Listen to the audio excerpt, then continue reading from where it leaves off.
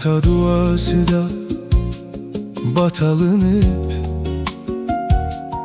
havana kolu da tokulup, periştiler kolları da keştilinip, çüşken bizge desturxan kökten kutlanıp, ecdat köngli ve mihrin ama endisi desturxan, hürmet ve bereket mücessemi desturxan, musafirini garip kılmaz hergiz desturxan, halkım köngli tapar birlik açılsa şu desturxan.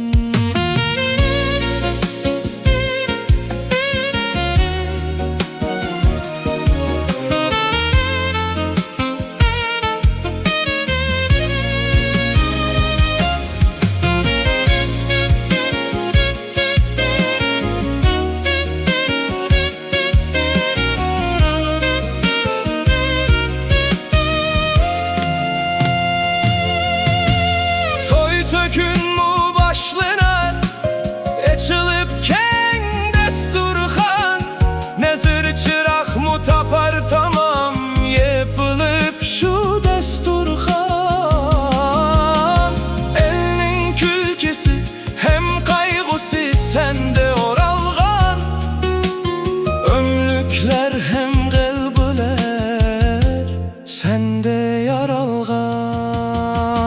Desturxan bu bir elene kalıp hem amanet, üzülmüşsün ruhi, hürmet ve muhabbet, birliğimiz kalmışsın hergiz desturxandıla peğet, ömlüknün küçü bilen zoraysun yurt ve millet.